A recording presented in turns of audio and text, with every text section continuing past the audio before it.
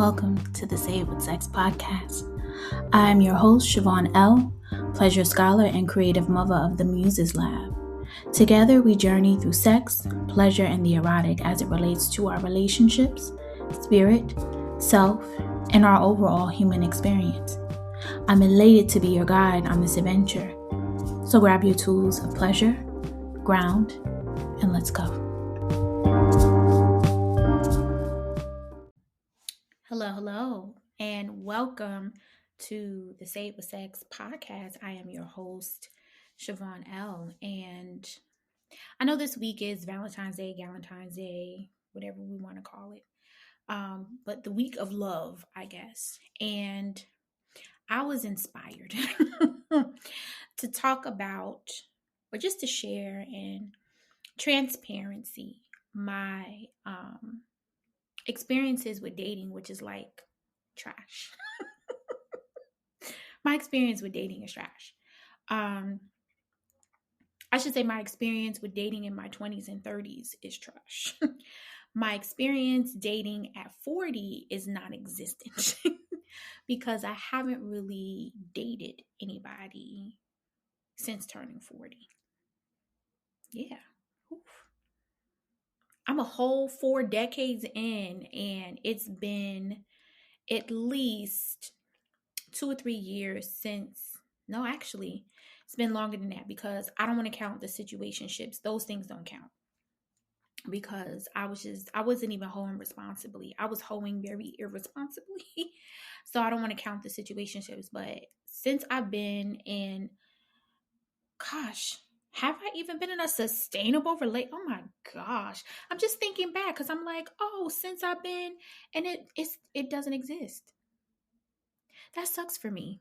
That sucks for me to not be able to say that I've been in a healthy, sustainable relationship that was filled with love. I do not know. I do not know what that feels like. I don't know what it feels like to be in a relationship where my partner genuinely loves me and not equates love to forms of possession, that does not equate love to control.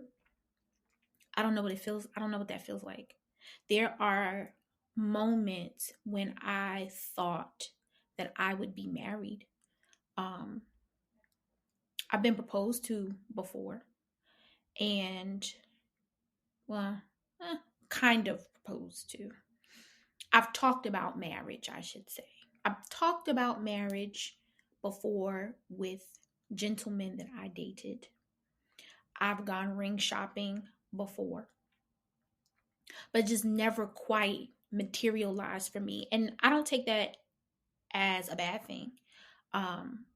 Because compared to these motherfuckers now, I dodged a bullet. Really. Dodged a bullet. But I cannot say, as I'm going through my Rolodex of dating experiences, because I did not in full transparency, I don't really date. And if you are part of the Muses Lab / Say It With Sex community, you have heard me say before that I actually don't date. I just end up in relationships, which is horrible. I do not recommend that. That is not a relationship skill tactic that I recommend. I recommend you date. I recommend you get to know the person that you are in partnership and relationship with. I recommend that you spend time peeling back the layers and developing intimacy and vulnerability and some type of frequency with that person that is harmonious, right? I do not recommend you go out with said person that one time and now all of a sudden y'all go together. Like, that is horrible. And every time that happened to me, those were the most toxic relationships. And I know we overuse the word toxic. I know that is overused and overrun, but when I promise you, those were the most toxic relationships that I had ever been in. They were horrible. Heartbreak is that's a small nuance of what I experienced with these particular people. So I do not recommend moving in that way, because that's not good. But I guess it is sad to say that in my years of being in romantic, I guess, relationships with men, because I've been moving in stealth as a straight girl for a while. All my life, really, I've been moving in stealth as a fully straight woman. I've never dated uh, a woman, femme, non-binary, or a trans person. Would I be open to doing that? Sure. I'm gonna just leave it like that. I would be open to doing that, and I'm gonna leave it there. But my my history with dating men, cis hetero men in particular, that track record is trash, and it is sad to say that. I wish that I could say in the times that I have dated in my life that I had at least one good relationship, but I really can't. I mean, I thought it was good, and then when I look back on the relationship, it wasn't always toxic, but it wasn't always safe either. It wasn't always a a sustainable foundation that me and said person had. The one guy who I thought I was going to marry, everybody thought we was going to get married. Everyone thought that we were going to be together. I realized that he was extremely possessive. And we had conversations about him assuming that once we got together, once we got married, that I would cut my friends off. No. I can't be around my friends, but you could be around your friends. That don't make sense. So, little small nuances that certain men or men would say that would show signs of control and possession, because why men want to possess me, I have no idea. I'll never understand that. I don't know if it's something for me to understand, but I'll never understand why. But there's always some sense of control. I tend to magnetize men who are controlling and possessive. I myself am not a controlling or possessive person. I do not want to possess anybody. I do not want to control you. I don't want to tell you what to do. I don't want to tell you how to eat, how to wash your ass. I have no desire to want to do that.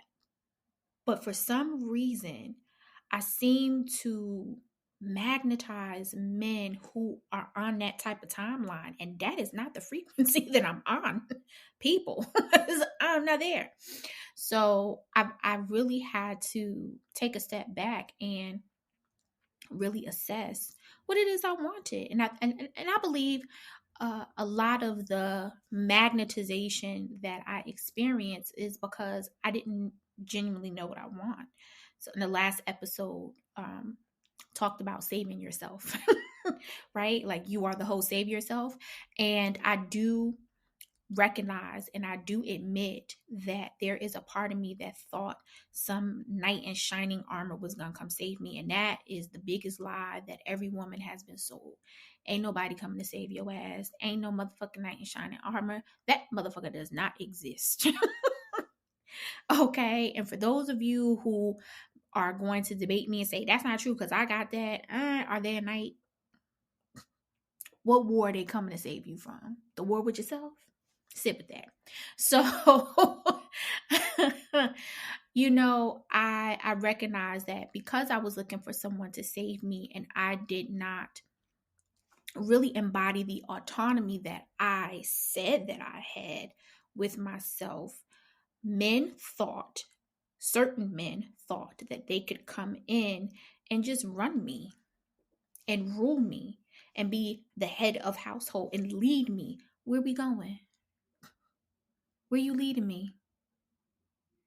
I got to know the path, because I'm not about to follow you and you don't know where you're going, but I'm just supposed to follow you because you got a penis? Lie.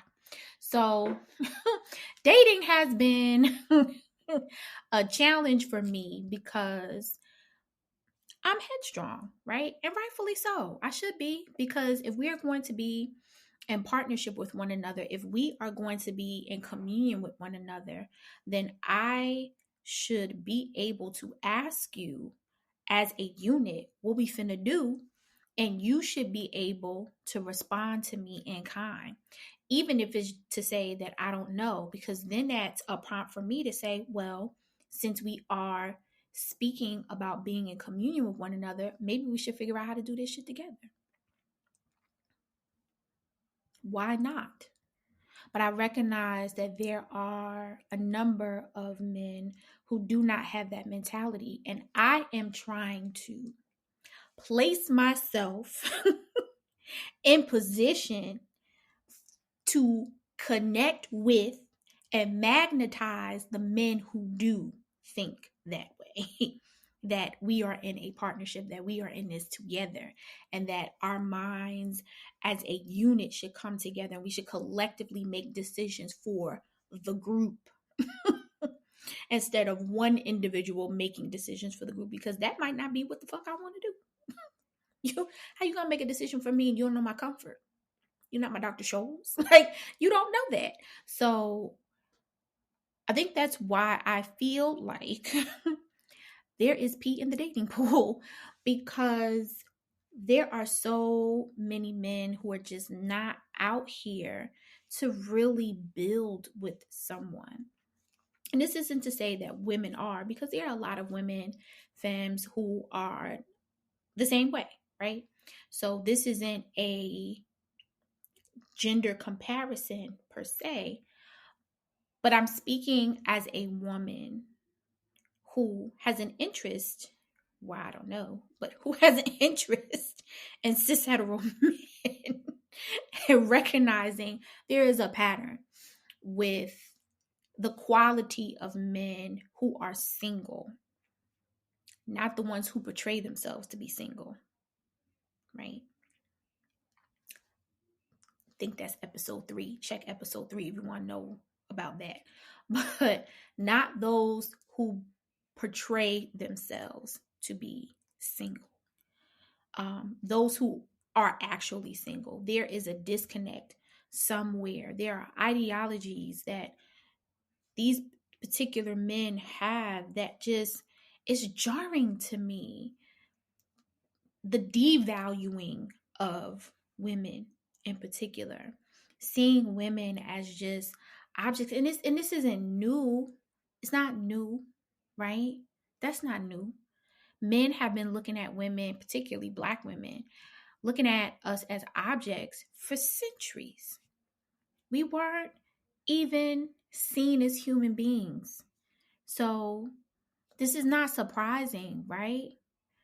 But it's jarring that even centuries later, this mentality and this mindset still remains.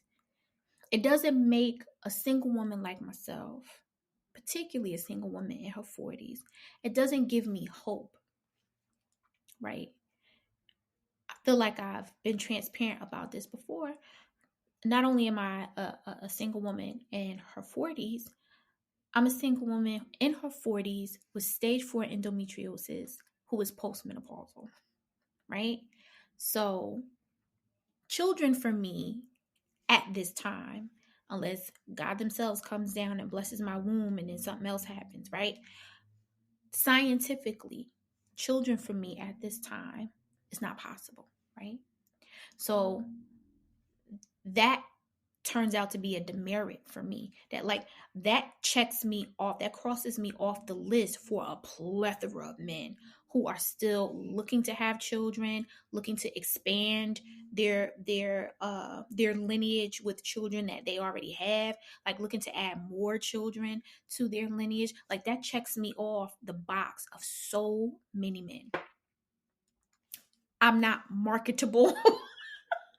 I know y'all had to see that post of shelf life. This man talking about a woman loses her shelf life after 30. First of all, why am I being compared to a product? Why am I being used as why is a product being used as an analogy to describe my my marketability, so to speak? Like, why is that? Like, why do I have to be compared to that? I'm a human being. Like, shelf life? Like, even to this day, that still boggles my mind that men look at women with an expiration date, not your regular expiration date when you transition from this earth, or like when your body transitions from this earth. Like, I have a shelf life as a woman who like my dateability, me being able to date has a shelf life based on what a man wants to accomplish in his life. And that is like wild, because I never thought, I didn't know that. And that's probably because the plethora of male friends that I used to have back in the day have dwindled down. So I'm not in the company of men in a platonic way the way I used to be. So that's probably why I didn't know that. And not by choice, just happenstance. Like, I didn't choose that. That things like that just happen. People grow, fall apart, time and space, distance. So not that I don't want to be in platonic relationships and platonic friendships with men. It just doesn't. It just hasn't happened for me. Right. Another conversation for another day. But it's probably why I didn't know that was the perspective that a lot of men have, that someone like me is probably at the end of their shelf life. So what does that mean? That because I'm not, my dateability rate is on the lower end of the Likert scale, that means that I'm supposed to be alone now? Because I'm nearing the expiration date of the shelf life of my ability to be dateable as a 40-year-old woman with stage 4 endometriosis who is postmenopausal. That makes me sad too, that men would see me that way. It also is disappointing. It doesn't make me sad, but it's disappointing that there are men out there who are my age who won't date me because I'm not easily, quote unquote, impressionable. I know y'all saw that post too. Like, I'm not impressionable. You can't shape me and mold me to fit into whatever program that you created for yourself. So because you can't shape and mold me, you're not going to date me, because I'm going to hold you accountable. We the same age, my nigga. Like, I'm going to hold you accountable. I'm going to call you out on your shit. And because you want someone who's going to take what you say at face value, who's not going to question you, who's not going to challenge you, who's not going to encourage you to evolve, that's just going to accept you as you are at the bare minimum that you think is the hot shit on the market. Because I won't do that, now I'm no longer dateable to you, because you don't want to be held to a high standard. You want to give the bare minimum. And you think by dating someone 10 years younger than you, 9 years younger than you, 5 years younger than you, that they are going to see you as this exalted God-like being and think the bare minimum that you are giving them is above average, above board. And it's not. It's literally the bare minimum. That disappoints me, that there are men out there who are my age or maybe slightly younger who think that and uh, have that perspective. So peeing a dating pool is real. It is tainted. And I remember back in the day when we would go to the Y and we would go swimming, and someone would pee in the pool and everybody would jump out because you could tell somebody peed in the pool because the pool would turn a different color. It would taint the pool, and they would have to drain the pool, scrub and sanitize the inside, and then fill it back up with that fresh chlorine water. How do we drain the pee? How do we drain the pee out of the pool? How do we get it out? How do we get rid of the toxins that are in the dating pool? Place them on another planet, if you will, or some remote community where all the people who have that mindset can stay and be together and be one with themselves. How do we extract that out of the pool, the dating pool, and bring back freshness, sanitize it, get rid of the toxins, get rid of the bacteria? How do we do that? Is that even possible? Is that even a thing? I don't know. And it has me wondering, as I'm thinking, I'm speaking as I'm thinking again, it has me wondering that, is it on us, me, is it on us to co-create, because now I'm talking about manifestation, actualization. Is it on us to co-create the pool we want so that we can ensure that our respective dating pool is free of pee? Like, is the onus just on me to manifest and actualize the type of specimen, if you will, lack of a better word, definitely lack of a better word, but the type of specimen that should be in the pool, the type of water, right? The type of water in the pool that I want to swim in and absorb and float in and sink myself into. I'm thinking that I can envision my body floating and my arms just stretched out and allowing the waves of the water to just guide me into the direction that it needs to guide me. I'm wondering if that's what we're supposed to do. I'm wondering if that's how we get the type of potential candidates, dating candidates. I'm wondering if that's how we get the type of potential dating candidates that we deserve.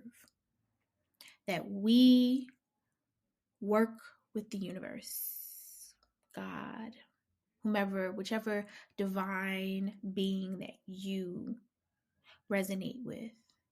I wonder if it is us co-creating with our divine entities to design a dating pool that is just right for us. Because this is really all about frequency, right? Thinking about what I said when I posed the question to myself of how or why I continuously magnetized men who wanted to possess me and control me. Well, the conduit seems to be is that one, I wasn't clear about what I wanted and what I desired in a potential partner. And two, I was looking for somebody to save me. And when you are not clear on what it is you want, and when you're looking for someone to come in and take control of the reins that you should have over yourself, it leaves it open for someone to come in and fill that spot, fill the slot, fill the gap, fill the void, right? So if we're not clear on what we want, and if we don't take control or authority of ourselves, unless you are hypergamous, because if you believe in hypergamy, that's a totally different situation. if you are a person who is into hypergamy, that's a totally different situation. But if you are not, if we are not clear on what we want in a partner, and if we do not have the authority over ourselves to take control over the aspects of our lives that we want to have control over, then that leaves the door open for P to come in and taint our pool.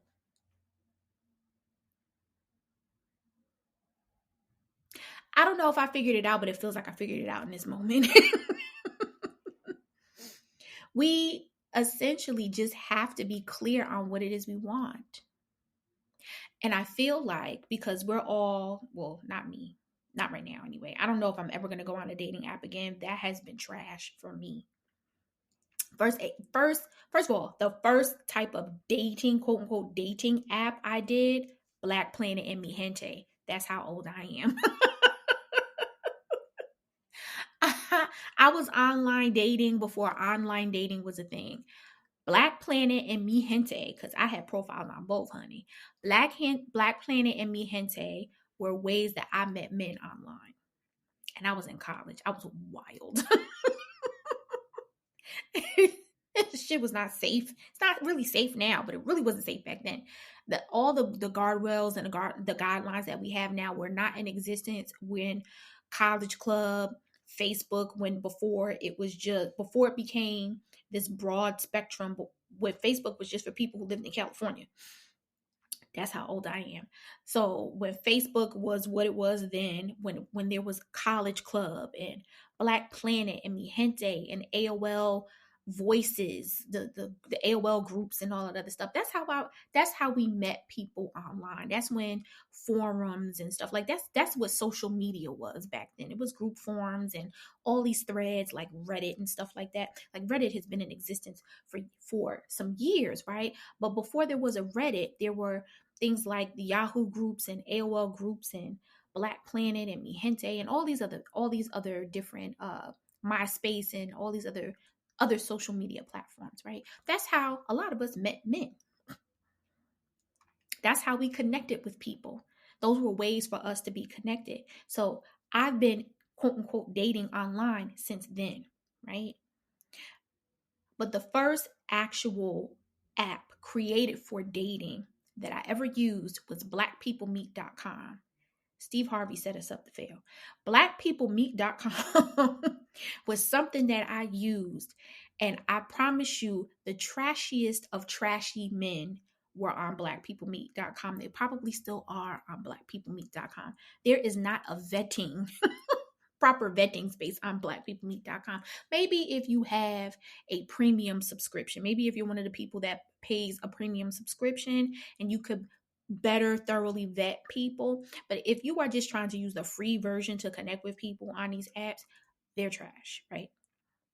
And I will never forget this guy that I met on blackpeoplemeet.com that had his penis pierced. And I had never seen anything like that before. Tongue pierced, yes, because I used to have my tongue pierced when I was in college. Take that as you will. But I used to have my tongue pierced in college. And this gentleman had his nipples pierced, had his penis pierced. I'd never seen anything like that. And I was like, oh my God, is he going to try to fuck me with that? Goodness. Ooh. But, you think about those things and you're not educated. You're ignorant to those things. And yet all these ignorant thoughts start to cloud your head, right? And it was just very interesting how he would send me. I want to say that's the first time. Is that the first time I ever got a penis pic? That might have been the first time. That's the first time that I can recall that I got a dick pic. He was sending me dick pics. It was very overwhelming for me because I was not expecting that at all. He would send me videos of him in the shower, and I would be like, how is your phone still working? Because we didn't have waterproof phones back then. This is like late 2000s, like almost 2010s by that time. Like we didn't have waterproof phones. Your phone get wet, like that's a wrap. So that experience was very jarring for me, and I vowed never to date online again because I just met the most horrible men online. And then years later, say about 3-4 years, well, decades later, but 3-4 years prior to 2023, right? So what we're saying, like 2019, I got on Hinge. I was never a Tinder person, but I tried Hinge. Ooh, baby. That was like blackpeoplemeet.com 2.0. Because them motherfuckers are unhinged. I don't care what that marketing says. The men unhinged are trash. And, they don't want to say that they just looking for somebody to fuck. But that's really what they are. And I want to say it was Ashley Cobb, aka Sex with Ashley, that said, I wish men would just admit that they just want to have sex and just go be with a sex worker and just pay for it because that's what you want, which is true. And I'm paraphrasing that. It's something a little bit more deeper than that, but I'm paraphrasing her quote, but it's true. Like, I want to say 90%, and that may be an exaggeration, but a vast majority of men really just want to use women as a cum sock.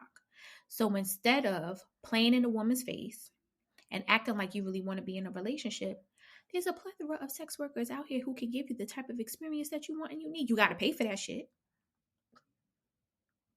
You got to pay for it because maintenance, energy, experience, you got to pay for it. But that's what you want. So why not be with a person who can give you pleasure the way you want it and be whatever fantasy that you want to be? Because shout out to the sex workers because they get it. Okay. Just be with us. Just go do that. Just get with a pleasure practitioner. Have the curated experience that you want to go about your business and stop playing in women's faces, acting as if you want to be in a real relationship when you don't. Because now you're just adding pee to the pool. And I don't want that. Pee goes in the toilet, not in the dating pool. Pee is detox. Don't detox in my dating pool. Like, don't do that. Go do that somewhere else. Go be pee somewhere else. The desert don't even want your pee. You're not even watering no cactus with your pee. Like, seriously. Please. I just wish that men who are not serious about being in relationships would just stop wasting women's time. I don't understand, and maybe it's not for me to understand, but I will never understand why men do that, knowing full well that they do not want to be in any type of semblance of a relationship with women and still decide to be with them anyway. And they'll be like, oh, well, I told her, blah, blah, blah. Did you? Were you really clear? Because, I mean, sometimes y'all are. And women hear what they want to hear and decide that they can save you and that they can convince you to be opposite of that. But even so, even if that is the case, stand up, my nigga. Because you know that's not what you want, but you gonna take it anyway. So that doesn't exempt you from accountability and onus. So you saying, well, I told her that that's not what I wanted, but she ain't listened to me. But you stayed and you knew that's not what you wanted. And you knew that's not the type of interaction that you wanted to have with women in particular. But you stayed. So now she feels used. She should. But she also should take accountability for the fact that she heard you and thought you was just playing and that you just needed a little push. Did you tell her that you didn't need a push at all? Did you tell her to stop pushing you? You didn't. Because the pussy was good, so you just kept fucking. You gotta take accountability for that, though. Not sorry. So I just wish that men would be accountable for the type of relationships and interactions that they really want to have with women and be honest and don't worry about, oh, her feelings gonna be hurt. I can't tell women the truth, because don't worry about that. That ain't none of your business. How said woman responds to you being honest about where you are in your life as it pertains to relationships is not your business. Your business, your responsibility is to be honest. What she does with that information, that ain't none of your business. That's not her. You say what you need to say, you be honest about where you are, and then you go on. And you go seek out that. You go connect with someone, because there are women out here who are on the same timeline as you. You go connect with them. You go magnetize that frequency. You answer that frequency call. Don't answer the I'm trying to help a pimp in distress call, because you ain't really in distress. You just horny and you want your dick sucked. I mean, there's plenty of women out here who will do that with you, who will be that person for you, because they're not looking for a relationship either, and they're just really wanting to experience pleasure and hold responsibly. Plenty of women, but you don't want that woman. You know why you don't want that woman? Because that woman is too free for you, and you want to be the one that's in control of the situation. You want to feel like that you are sowing your royal oats, or whatever y'all call it now these days. You want to be the only one to do that, and you will defame and defile the name of a woman who moves the same way you do, because you think that because she got pussy that she ain't supposed to do that. But that's the person that you should be with in the first place. P. Y'all niggas is just P. Stay out my dating pool. So for all of you for all of you who are fortunate enough to be in a relationship, whether you are in a committed relationship or whether you are in a marriage, whether it is polyamorous or whatever the structure and the status of your relationship is, congratulations. I'm glad that you were able to align with someone or someone's that are on the same type of timeline as you. I think that's wonderful. I always love to see people in love because I love love. I believe that I am love. And oftentimes I give love even though I'm not feeling love, to remind myself that love exists within me. So if you received a Valentine this week, whether you were taken out, whether you got chocolates or an edible arrangement or balloons or a gift, whatever you received for Valentine's Day, I hope you just don't receive that on Valentine's Day. I hope you receive it after February 14th. I hope you receive gifts weekly, monthly, daily, annually. I hope the love in your life, the loves in your life express the gift of giving to you all the time, and that you experience pleasure through the act of gifting. Don't mind my mother. That you can experience the act of gifting every day. And for those of us who have not had a Valentine this year or any other year in the past decade, potentially, our time is coming. There might be a little pee in the dating pool, but if we can manifest good jobs, money, good sex, if we can create prayers of pleasure surrounding our abundance and wealth,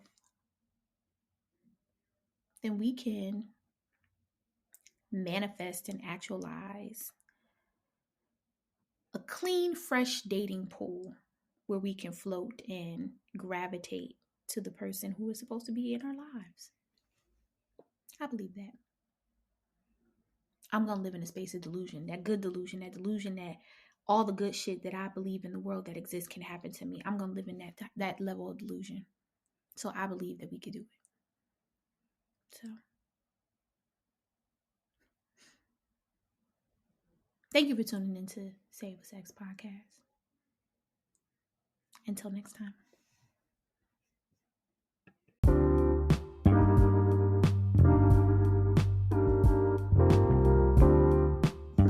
Thank you for tuning in to the Say It With Sex podcast, an audio experience of the Muses Lab. If you like this episode, be sure to share it with like minds. And if you're down for the get down, subscribe on your favorite podcasting app and never miss an episode.